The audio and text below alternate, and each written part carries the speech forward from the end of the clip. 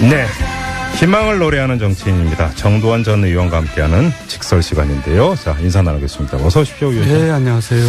자, 19대 대통령 선거가 끝났습니다. 네. 자, 근데 끝나자마자 문재인 대통령은 오늘 하루 정말 바빴는데요. 네. 이전부터 좀 여쭤볼게요. 이제 주요 몇몇 직책에 대한 인사 발표가 있었습니다. 네. 총리, 청와대 비서실장, 국정원장, 경호실장.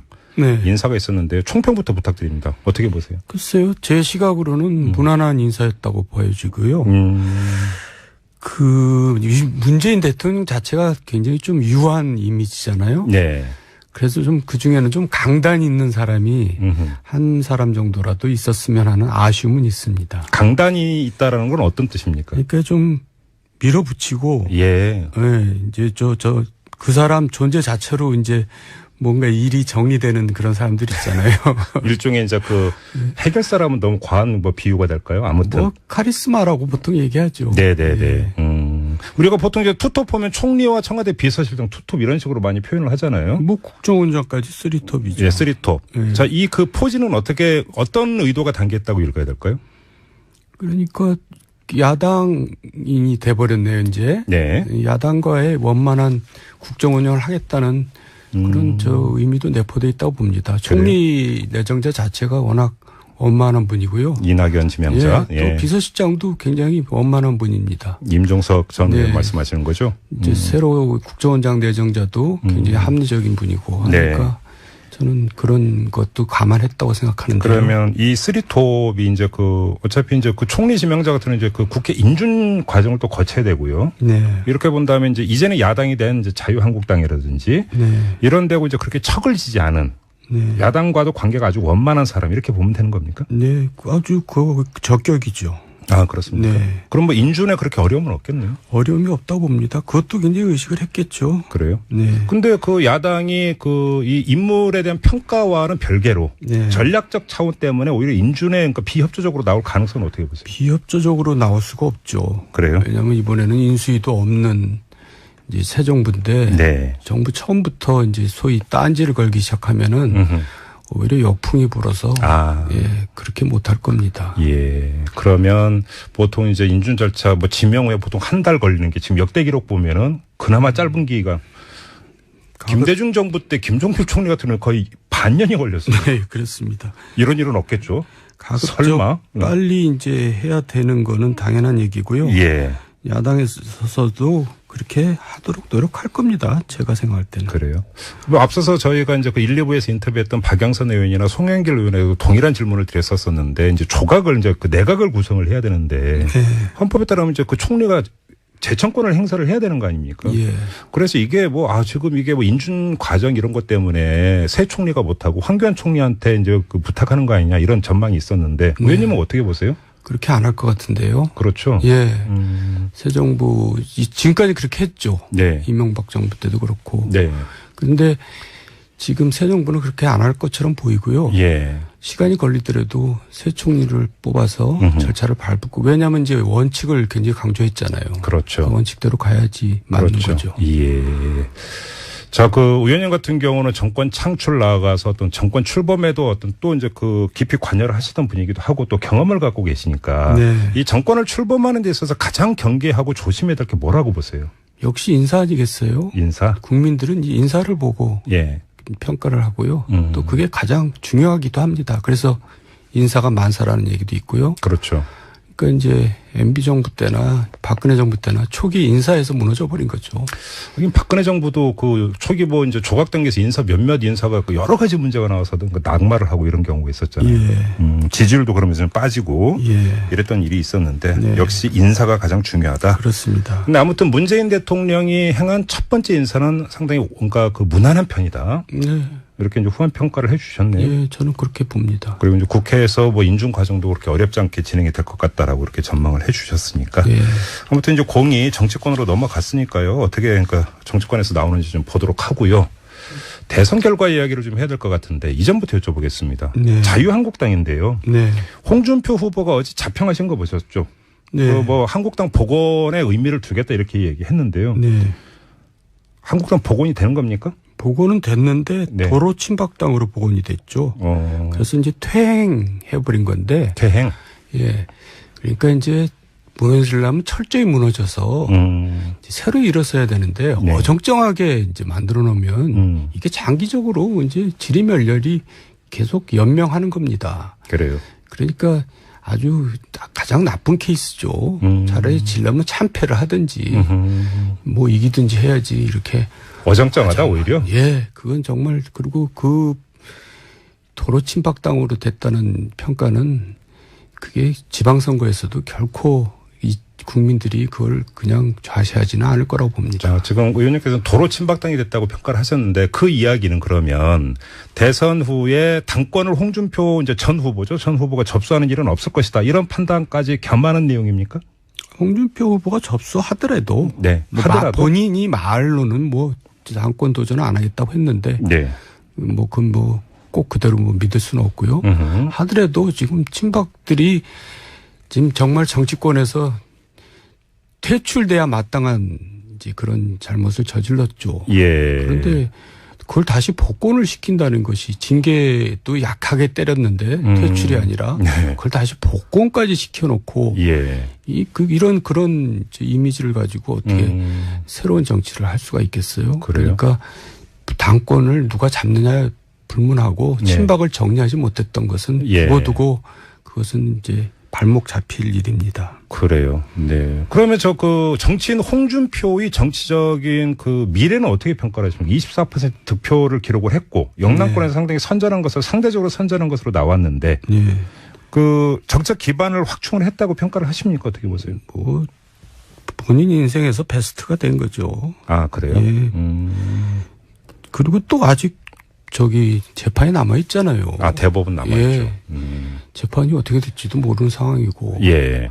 그러니까 이제 일단 다시 이제 한국당을 정말 국민들이 이제 사랑할 수 있는 정당으로 만드는 데 집중을 해야지. 예. 무슨 서로 자기네끼리 서로 화합하자 이렇게 가는 거는 정말 국민들이 볼 때는 너무 실망스럽다고 봅니다. 근데 그러면 그 의원님께서는 이 자리에서 계속 일관되게 어떤 자유한국당은 친박이 정리가 되지 않으면 퇴행이다 계속 일관되게 지적을 하셨는데요. 네. 근데 대선이라고는 중요한 계기에서도 정리가 되지를 않았습니다. 근데 네. 앞으로 이거는 그러면 정리되기 더 어렵다 이렇게 봐야 되는 거 아닙니까? 그러니까 민주당만 신났겠죠. 그러니까 이제 다음 보세요? 예. 지방선거도 어렵고 네. 그다음 총선도 어렵고 계속 그다음 대선도 어렵고 그렇게 되는 거 아니겠어요? 아, 그렇게 보시는 거고요. 지금부터라도 이제 완전히 집을 부수고 예. 새로 짓는다는 각오로 예. 시작돼야지 마땅하죠. 그 말씀을 하시면 이분 이야기도 함께 해야 되는데 유승민 후보의 어떤 그 정치적 성취라고 할까 이번 대선을 통해서 그건 어떻게 평가를 하세요? 개인적으로 성취를 했죠. 그래서 이제 또 차기를 또 뭐 도모하겠죠. 네. 그렇지만은 또 그 많은 약점도 드러났는데요. 네. 이제 우리가 흔히 재승박덕이라 그러잖아요. 예. 그러니까 이제 새를 만들지 못하는 그런 한계를 보여줬는데 그 부분을 극복할 수 있을지 저는 잘 모르겠습니다. 그러니까 그 정치를 혼자 하는 건 아니니까 네. 같이 하는 어떤 세력이 있어야 되는데. 예, 이번에도 보면은 예. 같은 당에서 탈당을 해버렸잖아요. 네. 그것은 정말 대선 후보로서 치명적인 결함을 드러낸 거죠. 아. 물론 이제 그 역풍이 불어서 도움은 됐습니다만. 예. 그게 이제. 근데 바로 그 역풍. 네. 어떤 유권자 국민들의 그 역풍이 네. 오히려 그 유승민 후보에게 더 힘을 실어줄 수도 있다. 이렇게도 얘기할 수 있지 않을까요? 힘을 실어줘 봤자 그걸 대통령을 만드는 힘은 아니고. 예. 그냥 잠시 동정론이 일었다. 그 정도죠. 잠시. 예, 그걸로 어떻게 큰 일을 도모합니까? 근데 이거저거 떠나서 아무튼 그 탈당을 했습니다. 네. 그 사람들은 이제 그렇게 정리가 됐다고 하고 추가 탈당이 이제 없을 거라고 보세요? 추가 탈당은 끝난 것 같고요. 왜냐하면 예. 저한테도 이제 새 대표로 영입할 사람을 좀 추천해달라는 부탁이 왔더라고요. 아, 그래요? 예, 그러니까 이제 활로를 모색을 하는데 답이 안 나오는 모양이에요. 이제 바른정당의 어떤 그 존속. 예. 쭉 이대로 간다. 이게 이제. 지금 20석이잖아요. 그렇죠. 딱 20석이죠. 딱 교섭단체 요건에 딱 이제 걸려 있는데. 네. 한 명이라도 이탈하지 않도록 하여간 뭐 내부에서는 별 방법을 다 강구하겠죠. 그 말씀을 하시니까 지금 이제 그 탈당해서 자유한국당에 복당 신청한 의원들이 있지 않습니까? 네. 근데 또 정우택 원내대표 이야기를 보면은 이게 뭐 비대위나 이런 데 의결 과정에서 이야기가 또 다르게 나올 수도 있을 가능성이 또 그러니까 그 점쳐지던데 이건 어떻게 전망을 하세요? 글쎄 정치적으로는 이미 복당이 된 거죠. 논란의 소진이 있지만. 네. 혹시 이분들이 다시 바른정당으로 턴할 가능성 이건 말 그대로 추리 소설 수준입니까? 그러면 그 사람들은 정말 이제 이 미래가 없는 거죠. 그런 건가요? 네.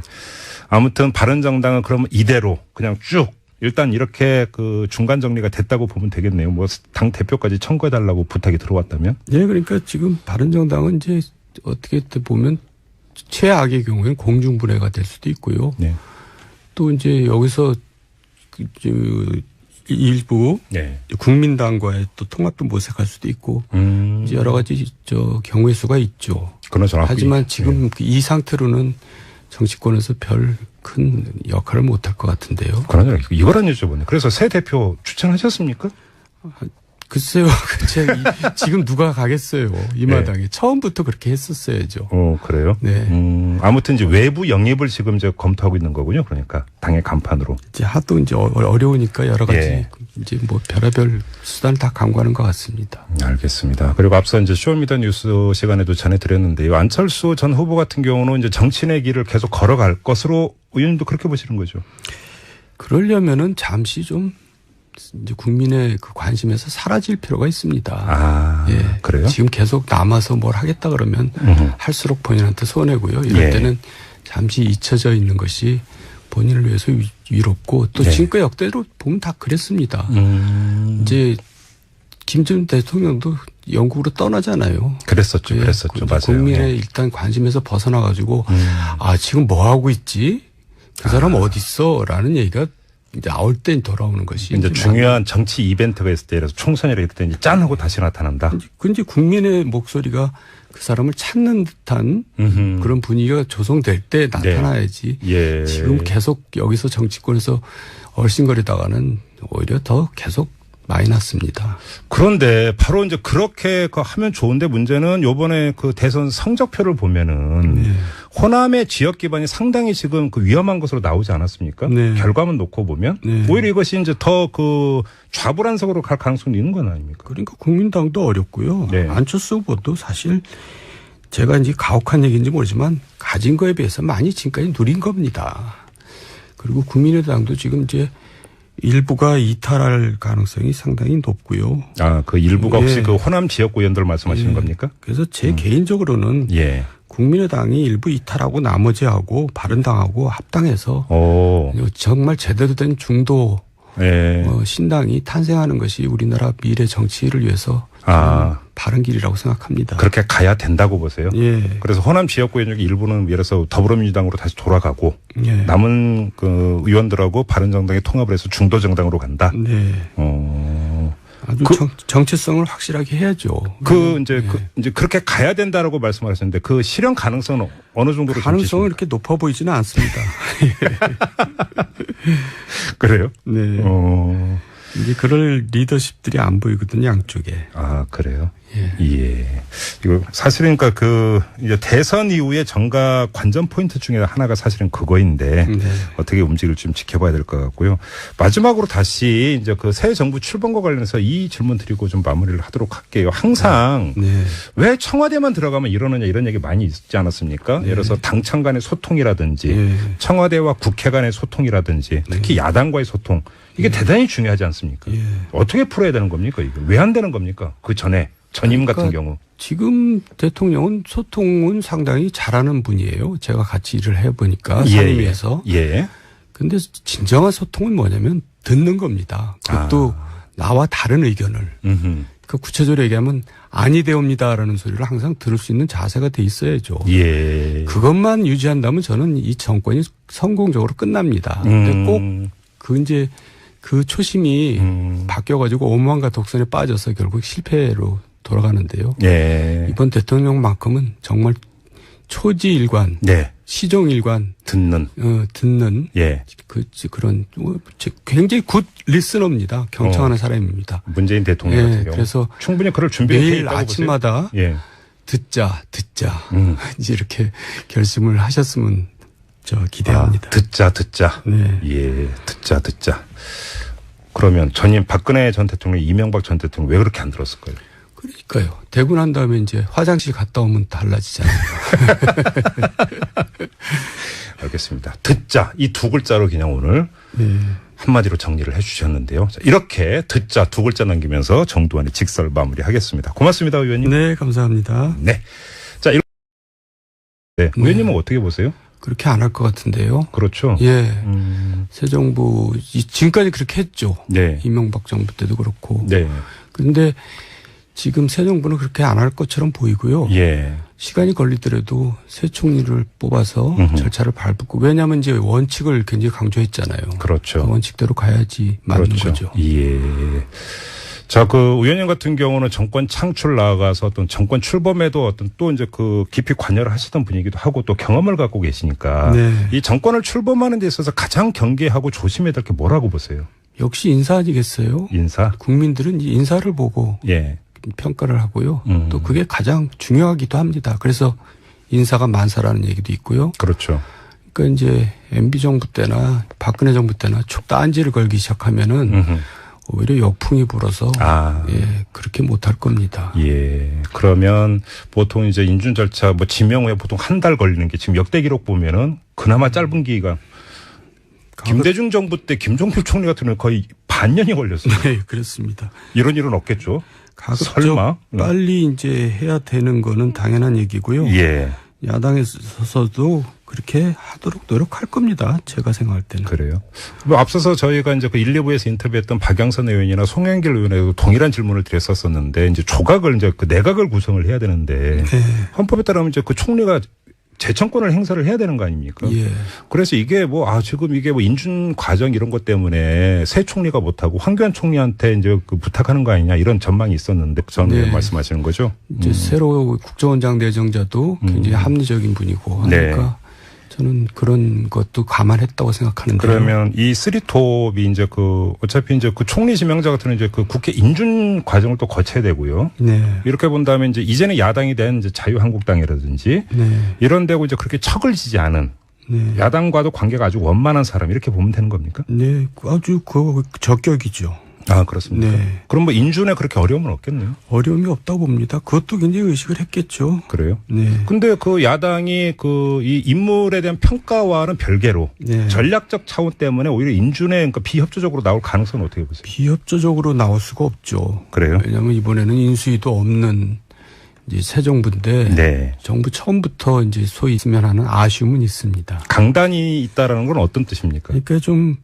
밀어붙이고, 이제 그 사람 존재 자체로 이제 뭔가 일이 정리되는 그런 사람들 있잖아요.